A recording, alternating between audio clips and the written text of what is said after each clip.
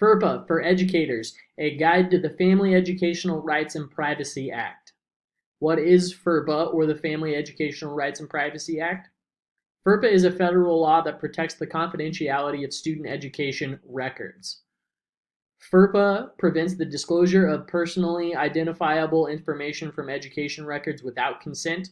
It provides access to review and inspect student education records and request correction of these education records. Who is granted rights under FERPA? Parents are granted rights on behalf of their children. Those rights then transfer to students when they turn 18 years old or attend a post-secondary institution, and parents who claim children as dependents on their taxes retain their rights. Is our school subject to FERPA? Yes. FERPA applies to all schools that receive federal funding for any program administered by the Department of Education. FERPA prevents the disclosure of information from a student's education record, but does not prevent the disclosure of directory information. Educational records can be student grades, health records, disciplinary records, academic records, or attendance records. Directory information is personally identifiable information that is not generally considered harmful if disclosed. FERPA allows schools to disclose this information without consent as long as they provide public notice to families that explains what types of information the school has designated as directory information. Typical directory information could include a student's name, address, telephone number, email address, grade, and other general pieces of information that are typically included in a school directory, which would be a list of contact information, a graduation listing and program, or within the yearbook. Special circumstances for disclosure under FERPA. Schools can disclose to other school officials with legitimate educational interests, such as other educators, academic coaches, or tutors, and they can disclose to appropriate officials in health and safety emergencies. For example, if a student had allergies and was going into shock, that information could be shared with paramedics. FERPA and law enforcement. Off-duty police officers and school resource officers who qualify as school officials may only use academic records for the purposes for which the disclosure was made.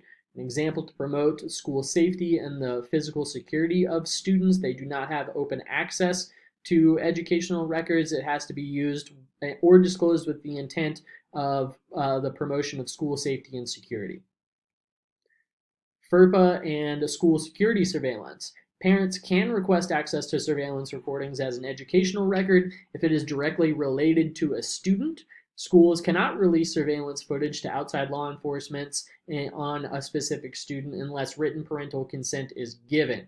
An example of this is if a student is involved in a fight or altercation on campus and it is captured on the school's security cameras, that footage could then become a part of the educational record. FERPA and Immigrations and Customs Enforcement. The ICE Bureau is permitted to have access to student records in order to monitor the stay of international students and regulate visas. This is primarily a concern for students in higher educational settings. So, FERPA is an area where widespread confusion remains, and this clarification will give local school leaders and law enforcement officials and law enforcement the tools they need to protect student privacy while ensuring the health and safety of students and others in the school community. Betsy DeVos. So, accidental violations are common. A large number of the complaints that the department receives involve isolated incidences of inadvertent or accidental disclosures of student education records.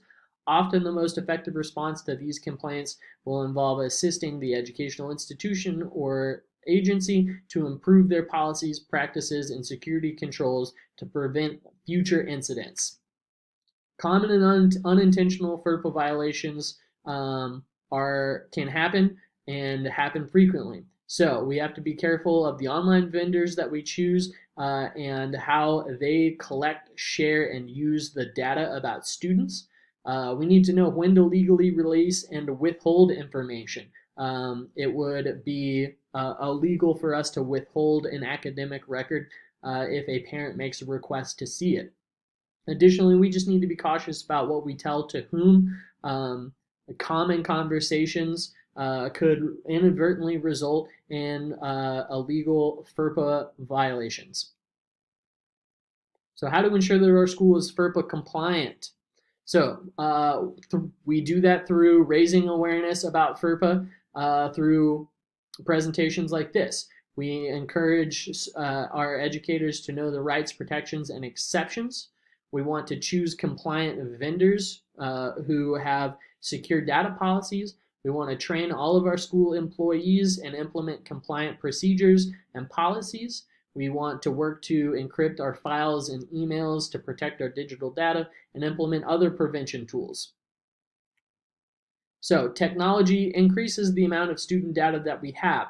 With the explosion of EdTech tools and digital record keeping, accidental disclosures happen more frequently. A common way that this could happen is that if somebody makes a request for an educational record, maybe about a student's grade via email, and somebody replies all rather than replying to an individual email address, that could result in a potential FERPA violation. So best practices for data destruction. We can clear data programmatically using software. We can purge that data by applying physical techniques such as using a magnet, and we can destroy devices using laboratory techniques from professional data security providers. So if you have questions about FERPA and need additional information, please use this list of resources to learn more about how you can become compliant with FERPA policies.